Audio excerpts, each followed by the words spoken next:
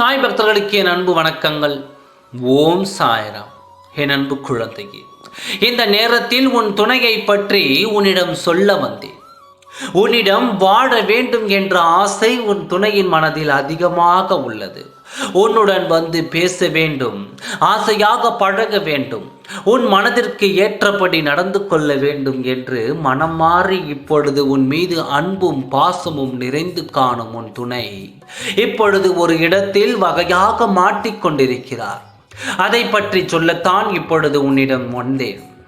உன்னிடம் வாழ வேண்டும் என்ற எண்ணம் இப்பொழுது இருந்தாலும் இடைப்பட்ட நாட்களை உன்னை மறைந்து, உன்னுடன் வாழ்ந்த நாட்களை மறந்து உன்னை பற்றிய எண்ணமே இல்லாத அந்த சமயத்தில் உன் துணை செய்த தவறால் இப்பொழுது இந்த இடத்தில் வசமாக மாட்டிக்கொண்டு அதிலிருந்து வெளிவர முடியாமலும் உன்னுடன் வாழ ஆரம்பிக்க முடியாமலும் மனதை போட்டு தத்தளித்து கொண்டு வேதனையோடு தவித்து கொண்டு வருகிறார்.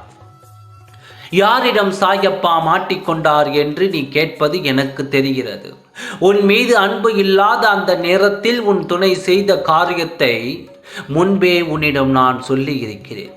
வேறு ஒருவரிடம் அன்பை வைத்து இப்பொழுது ஏமாந்து கொண்டிருக்கிறார் என்று நான் சொன்னேன் அல்லவா? அந்த ஒருவரிடத்தில் தான் இப்பொழுது வகையாக மாட்டிக்கொண்டிருக்கிறார்.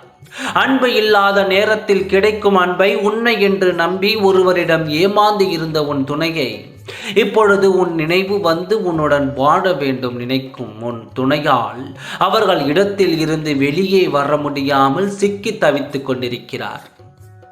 ஆனால் இந்த நேரத்தை தவறவிடக் கூடாது. இன்னும் தாமதம் செய்யாமல் உன்னுடன் இருந்து வாழ வேண்டும் என்ற எண்ணம் அவர் மனதில் இருந்து அவரை தூண்டிக்கொண்டு தான் இருக்கிறது.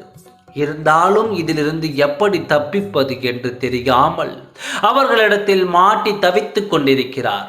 அவர்கள் செய்த மிகப்பெரிய தவறு போலியான அன்பை உண்மையான அன்பாய் என்று நம்பி அவர்களிடம் இருந்ததுதான் அவர்கள் செய்த தவறாக இப்பொழுது இருக்கிறது.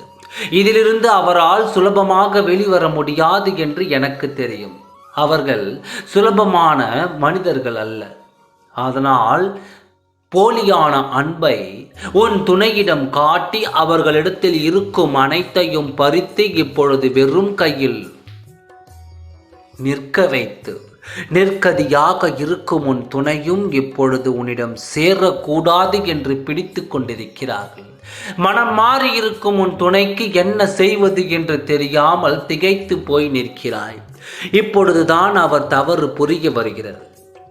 எத்தனை பெரிய தவறை செய்து இருக்கிறோம் என்று எண்ணி அழுது புலம்பிக் கொண்டிருக்கிறார். இதிலிருந்து மீண்டு வருவது சுலபம் இல்லை என்று அவருக்கு தெரிந்துவிட்டது. அவர் செய்த பாவம் இப்பொழுது அவரை பிடித்து கொண்டிருக்கிறது. இதற்கு சில காலம் ஆகும். ஏனென்றால் கர்மவினை கரைந்தால் மட்டுமே அவரிடம் இருந்து தப்பிப்பார். அதுவரை நீ பொறுமையாக இருந்துதான் ஆக வேண்டும். உன்னிடம் உன் துணையை பற்றி பத்திரமாக நான் கொண்டு வந்து சேர்க்கிறேன். கவலையின்றி நிம்மதியாக இரு. நல்லதே நடக்கும். ஓம் சாய்ராம். நன்றி, வணக்கம்.